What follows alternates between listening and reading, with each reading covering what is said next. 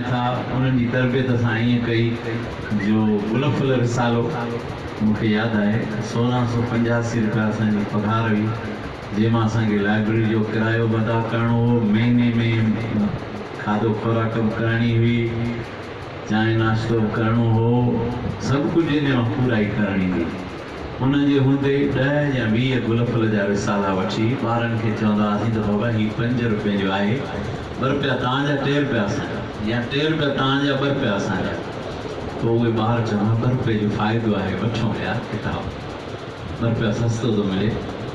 इन तरीक़े सां उहे ॿार उन गुलफुल जे ज़रिए सां या ॿियो वरी इसरार शाम साहिबु असांजो दोस्त रेडियो जी दुनिया जो तमामु ख़ूबसूरत माण्हू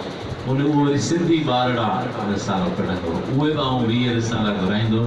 उनजी क़ीमत वरी उहो हुयो गुलफुल खां नंढड़ो पर गुलफुल खे सरकार जो साथ हो उहो वीचारो मोलाई माण्हू उहो 10 रुपए में उहो हूंदो ॿारनि खे चवंदासीं 5 रुपया तव्हांजा 5 असांजा ऐं जेकॾहिं तव्हां पढ़ी वापसि कंदव सॼो पढ़ी असांखे उन मां पोइ ख़ुलासो ॿुधाईंदव त पोइ पुराणो बि तव्हां खां 2 रुपए में वरी वठंदासीं मतिलबु हिकिड़े तरीक़ो हो त ॿारनि खे पढ़ण ॾांहुं आमाद करणु उन ज़माने में इहे गेम इहे शयूं कोन हुयूं ऐं ॿार पढ़ंदा हुआ पोइ ॿार बाक़ाइदे उहे कहाणियूं आखाणियूं उहे शाइरियूं उहे टोटका उहे मुक़ाबिला भई लीके जे अंदरां ॻोल्हणो आहे मंज़िल ते पुॼणो आहे मुख़्तलिफ़ हुन में सिलसिला सुहिणो लफ़्ज़ ॻोल्हियो ही हू थींदे थींदे इन तरीक़े सां उहे ॿार अॼु असां ॾिठा आहिनि उहे वक़्त जा डॉक्टर थिया आहिनि वकील थिया आहिनि उहे बहितरीनु गुफ़्तगू करण वारा क़ादिर कलाम पिया ॾिसण में अचनि सो ईअं ई थींदो आहे इनशाला हीउ ॿूटो जेको भरियल आहे असांजे वॾनि जो बुज़ुर्गनि जो उनखे असां आबियारी कंदा रहूं इनशाला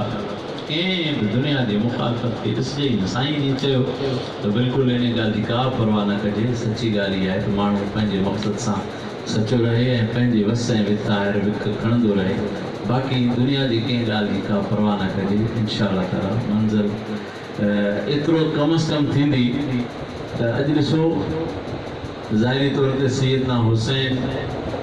उन मैदान में त शहादत माणी आहे दुश्मन पाण खे इन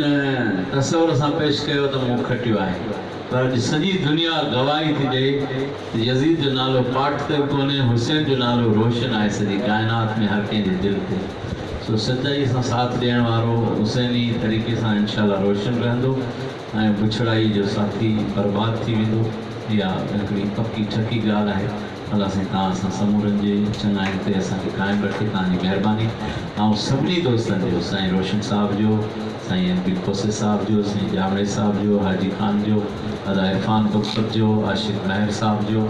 साईं रफ़ीक कंवर ॿिया जेके दोस्त हुया सभिनी जो थोराइतो आहियां तव्हांजी वॾी महिरबानी तव्हां असांजे ग़रीबाणे सॾ खे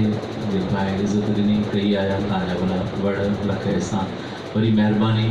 साईं जेका ॻाल्हि कई आहे हाजी खान मैत्रे उन ॻाल्हि जी वॾी अहमियत आहे वाक़ई साईं जे शान वटां असां कुझु न करे सघिया आहियूं असां त हिकिड़ो ईअं सम्झो त नुक़्तो पेश कयो आहे बहरहाल वरी बि जेकॾहिं संगत को अहिड़ो मेलो मचायो त असीं हुन में तव्हां सां गॾु शामिलु हूंदासीं तव्हां सभिनी जी महिरबानी रखो